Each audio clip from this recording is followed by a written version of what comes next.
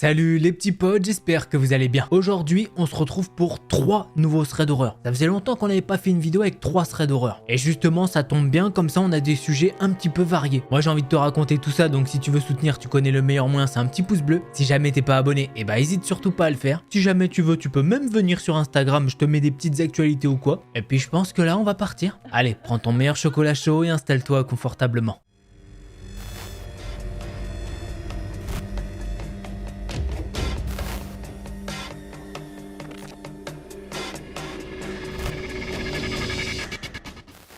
Pour cette première histoire, je vais vous raconter justement l'histoire de May. Justement, son histoire, elle se passe quand elle a 10-11 ans et durant la période de Noël. Enfin, c'est même plus précis que ça, étant donné que c'est le matin de Noël, donc le 25 décembre. May, elle doit aller manger chez de la famille avec ses parents pour aller chercher les cadeaux, etc. Le repas doit se dérouler chez sa tante qui habite à ce moment-là à 1 heure de chez May. Ce qui fait que la famille a dû se lever un petit peu plus tôt que d'habitude. La mère de May, elle est venue pour la réveiller afin qu'elle se prépare. Bon, elle se souvient plus pourquoi, mais elle est allée sur internet avec son téléphone et elle a parcouru les articles d'actualité. Elle scrolle encore et toujours quand elle tombe sur un article assez remarquable. Puisque oui, dans le gros titre, il y a le nom de son village qui est très proche de sa ville. May, elle décide de lire l'article et là, elle peut voir qu'il y a une petite fille qui doit avoir le même âge qu'elle à peu près. Cette fille, elle a failli se faire kidnapper dans le village à côté de chez elle. Heureusement, cette fille, elle a réussi à s'échapper de l'emprise de son présumé kidnappeur. Et en plus de ça, elle a réussi à dresser une description physique de cet homme. Bon, par curiosité, May, elle décide de regarder ça d'un petit peu plus près.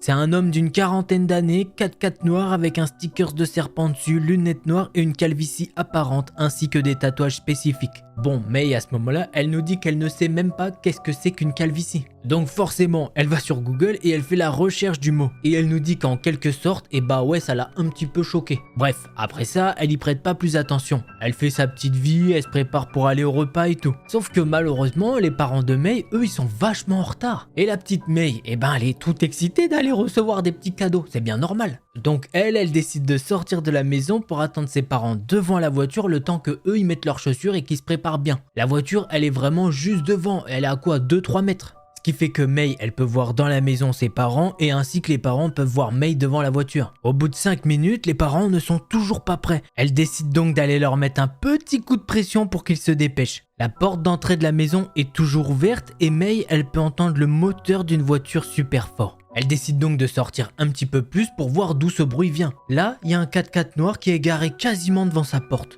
L'homme dans la voiture baisse sa vitre et lui demande de l'aider à chercher son chien car apparemment il l'a perdu. May, c'est une grande fan des animaux, alors elle lui demande à quoi ressemble son chien pour l'aider au maximum. Sauf que l'homme commence à hausser la voix en lui disant de vite l'aider car il est attendu quelque part. À ce moment-là, May, elle se remémore toutes les mises en garde de ses parents. Et là, elle commence à comprendre qu'il y a quand même quelque chose de louche. Heureusement, la mère de May arrive à ce moment-là. Et elle essaye bien sûr de faire partir cet homme qui force de plus en plus pour son chien. Pendant que la mère de May, elle parle à cet homme, elle veut faire comme dans les films policiers. Elle est là, comme ça, en train d'essayer d'analyser cet homme. Et c'est là qu'elle a capté que sur le 4x4 de cet homme, il y avait un sticker avec un serpent. En plus de ça, l'homme il a bien une calvitie et des lunettes noires. Il a pas mal de bagues aux mains et surtout il a des tatouages un petit peu partout sur le corps. Ce qui fait que Jackpot, il ressemble carrément au portrait robot de ce matin. Mais au moment où elle se dit ça, le père de May arrive et l'homme a sûrement été pris de peur et il est parti en simulant un appel urgent en disant que quelqu'un avait retrouvé son chien. Sauf que le gars a dû avoir peur d'être gaulé, qu'il a même pas fait semblant d'avoir un appel. Non, il est juste parti comme ça. Suite à ça, les parents de May, ils ont pas appelé la police et sa famille n'en a jamais reparlé. Voilà. C'est ainsi que se termine ce premier thread d'horreur. Ce qui nous fait que la petite May là, elle vient d'échapper à un kidnapping le jour de Noël. Il y a quand même mieux comme cadeau, on est d'accord. Bon, du coup on va passer au deuxième thread d'horreur et c'est un thread d'horreur d'un abonné d'ailleurs.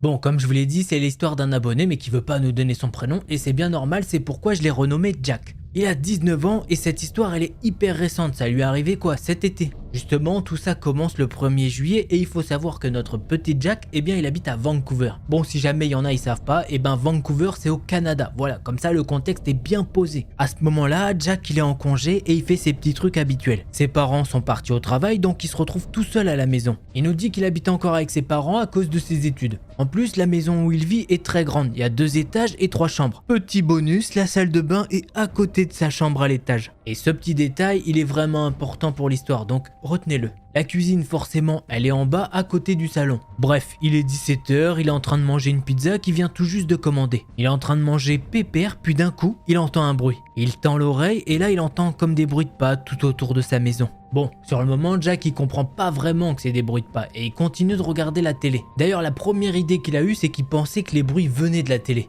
Mais comme ça durait encore et encore, à force, il s'est dit non. Pas possible, je vais mettre pause sur ma série. Et là, malheureusement, les bruits, ils continuent. Ce qui fait qu'il est sûr que ça vient pas de la télé. Il entend vraiment des bruits bizarres, mais bon, il se dit qu'il peut rien lui arriver dans la maison. Alors bon, il continue sa vie tranquillement. Jack, il décide tranquillement d'aller jouer aux jeux vidéo jusqu'à quoi, 22 h. Ensuite, il décide d'aller partir dormir. Mais à un moment, il se réveille en plein milieu de la nuit. Le premier réflexe qu'il a, c'est de regarder sur son téléphone pour voir l'heure. À ce moment-là, il est 4 h 43 du matin. Et il s'en souvient très bien étant donné qu'il avait une sensation très bizarre à ce moment-là. C'est comme si son instinct l'avait poussé à se réveiller. Alors Jack, il se lève de son lit pour aller prendre un verre d'eau dans la cuisine. Quand Jack, il sort de sa chambre et il descend les escaliers, il entend tout de suite des bruits bizarres venant d'en bas. Des bruits de quelque chose qui frotte contre le verre. Donc un petit peu curieux, il se demande mais c'est quoi ce délire? Il décide donc d'aller vérifier d'où vient ce bruit et surtout qu'est-ce que c'est. C'est là que Jack il voit par la fenêtre du salon 2 mecs. Le premier gars, c'est simple, il a un masque de cheval. Quant à l'autre, il a un masque de clown. Et directement après avoir vu ça, Jack il s'est jeté au sol. Sauf qu'à ce moment-là, Jack il est pratiquement sûr que les 2 gars masqués, ils l'ont vu. Quelques secondes après, Jack a pu entendre un cri. Et ensuite, un des 2 hommes a commencé à hurler. Tiens, ce serait pas notre nouvelle victime? Jack, il sait pas pourquoi, mais il est resté figé par la peur. Pour lui, il nous dit que ça semble être quoi? Des heures entières. Mais en réalité, il se doute que c'était plutôt 2 minutes. Jack, il se relève enfin et là, il peut les voir par la fenêtre. Il flippe totalement, mais il se souvient d'un détail très important. Il a oublié de fermer la porte de sa maison quand ses parents sont partis. Au moment où il pense à ça, il peut voir que le mec avec le masque au clown est en train de se diriger vers la porte d'entrée. Là, clairement, pour Jack, il n'y a qu'une chose qui lui vient en tête, c'est qu'il est dans la merde la plus totale. Du coup, il décide de prendre son téléphone et de courir dans la salle de bain, la seule pièce qui peut se fermer à clé. Et justement, au moment où il entre dans la salle de bain, il entend la porte de sa maison s'ouvrir. Là, Jack est maintenant enfermé et terrorisé. Alors, c'est pas moi qui le dis, mais il se chie littéralement dessus. Puis d'un coup, il peut entendre un des 2 gars crier « Sors de ta cachette, mon beau, nous te ferons aucun mal !» Au même moment, Jack il peut entendre que les 2 hommes commencent à fouiller toute la maison. Bon, c'est là que Jack il décide d'appeler le 911. Il compose le numéro de la police et directement il doit parler, donc forcément ça fait du bruit. Et malheureusement, c'est là qu'il peut entendre un des mecs dire « Il est en haut ». Là, Jack a déjà commencé à parler avec l'intervenant du 911 et il lui dit hystériquement de faire vite car ils vont bientôt la voir. Et justement, il y a un des hommes à l'étage et il lui dit « Je vais t'attraper, mon joli ». Là, les 2 gars ont commencé à mettre des gros coups dans la porte. Justement, les 2 gars là-bas sont en train de l'insulter comme jamais. Justement, pendant qu'ils sont en train de taper, ils sont en train de lui faire des menaces de mort. Jack, il sait très bien que la porte, elle tiendra pas éternellement. Du coup, il regarde par la fenêtre. Malheureusement, Jack, il sait que son seul espoir, c'est de sauter par la fenêtre.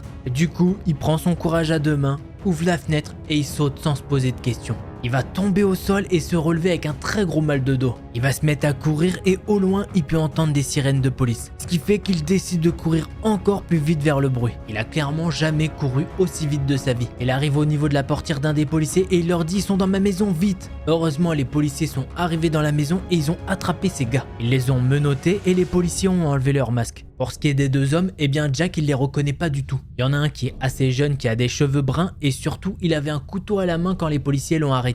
D'ailleurs, les policiers ont dit à Jack que eux connaissaient très bien ces 2 individus. Quelques heures plus tard, Jack est allé dormir chez un ami car il se sentait plus en sécurité chez lui. Le lendemain, les policiers ont appelé Jack pour le tenir au courant de l'enquête. Et malheureusement, ils lui ont pris des choses pas très folles. Les gars sont connus pour usurpation d'identité, abus physiques, kidnapping et tentative de meurtre. Aujourd'hui, ils sont en prison et Jack il espère ne jamais les recroiser, puisque cette nuit-là, il a vécu l'enfer et ça l'a traumatisé à vie. Et ça, je pense qu'on peut comprendre. D'ailleurs, dans les commentaires, n'hésitez pas à remercier Jack de nous avoir confié cette histoire. En tout cas, on t'envoie un maximum de force. Puisque oui, les États-Unis c'est là, le Canada c'est là, vous savez, les petits fous, ils ont juste à monter. Passons maintenant à la 3e histoire qui, pour le coup, elle s'est passée en France, il me semble.